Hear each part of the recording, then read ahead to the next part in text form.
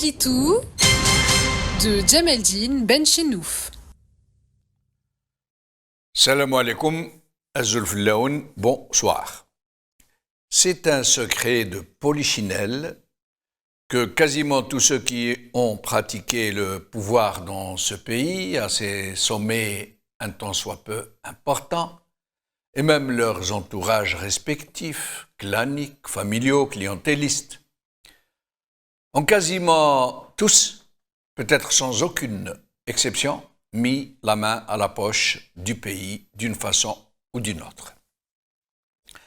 Rappelez-vous ces déclarations d'Ahmed Ouyahia quand il était au pouvoir, quand il relayait lui-même les rumeurs de fabuleux enrichissements qui circulaient sur lui, de quelle façon il les tournait en ridicule, puis rappelez-vous ce qu'il en a été vraiment quand il a été jeté en prison comme le dernier des voyous.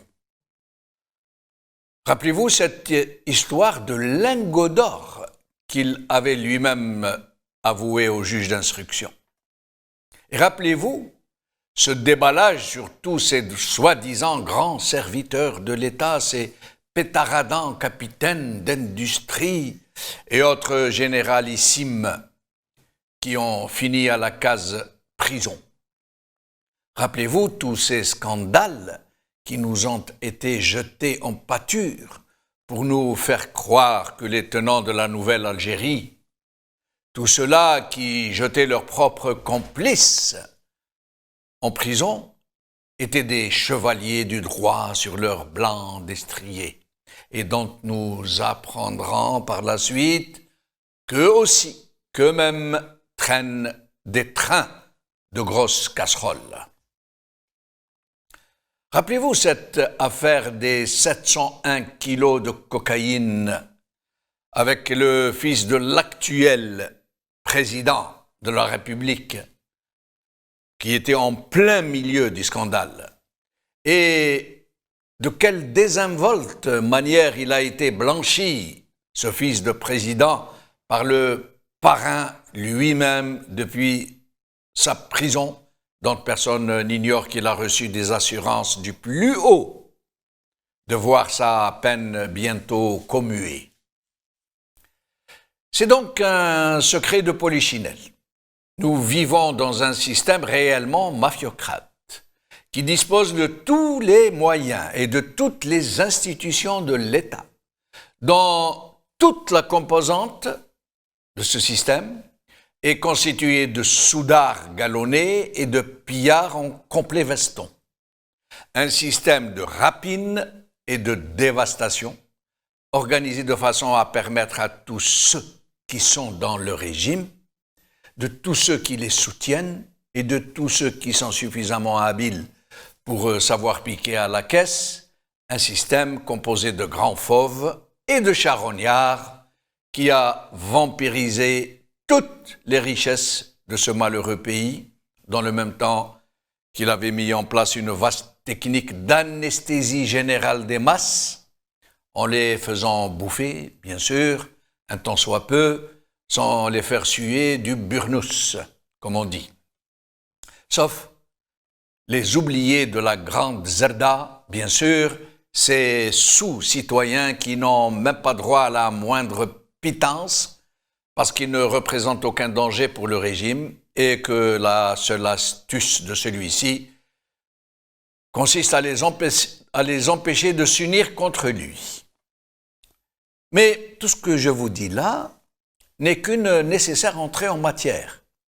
La question que je voulais vous poser est pourquoi toutes ces gens, dont les plus riches le sont en milliards de dollars, une foule de gens qui se sont servis sur la bête, qui se comptent par dizaines de milliers. Pourquoi alors sont-ils, écoutez bien, pourquoi n'investissent-ils pas le fruit de leur rapine en Algérie, où ils ont pourtant toute latitude de faire tout ce qu'ils veulent, tout et n'importe quoi, sans le moindre contrôle, sans la moindre bride légale, où l'administration et les banques sont à leur dévotion, doigt sur la couture du pantalon. Pourquoi n'investissent-ils pas dans leur pays? Pourquoi perdent-ils des sommes considérables pour blanchir leur butin, le transférer de l'autre côté de la Méditerranée et pouvoir ainsi l'investir en Europe et au Golfe notamment? Pourquoi? Et pourquoi installent-ils leurs pénates, leurs engences et leurs bobonnes dans leur résidence de là-bas, au lieu de les laisser dans leur palais en Algérie où ils disposent du faste et de l'opulence, de véritables esclaves à leur service, de chiétines à en revendre et de tout ce qu'ils peuvent désirer? Pourquoi? Oui, il faut se poser cette question. Pourquoi n'investissent-ils pas le fruit de leur rapine en Algérie? En fait, pour ne pas faire durer le suspense, si tant est qu'il existe un seul Algérien qui ne connaisse pas la réponse, c'est juste parce que ces mafiocrates savent, parce qu'ils en ont la certitude et pas le moindre petit doute que ce pays qu'ils ont ravagé de fond en comble ne va pas tarder à s'effondrer. Ils savent que ce n'est qu'une question de temps. Et ils mettent donc tout naturellement l'avenir de leurs familles respectives à l'abri des populations qu'ils ont colonisées et dont ils ont saccagé le pays. Cela ne les empêche pas pour autant de continuer à vampiriser ce même peuple jusqu'à la dernière goutte de sang. Et pour se prémunir du moindre geste d'humeur de ces populations qu'ils pillent, ils viennent de tripler le budget de l'armée.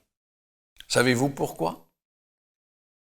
Pour pouvoir corrompre tous les officiers de l'armée, des dizaines de milliers, pour étouffer dans l'œuf tout réveil éventuel de leur conscience nationale et de leur conscience tout simplement. Qawla khair.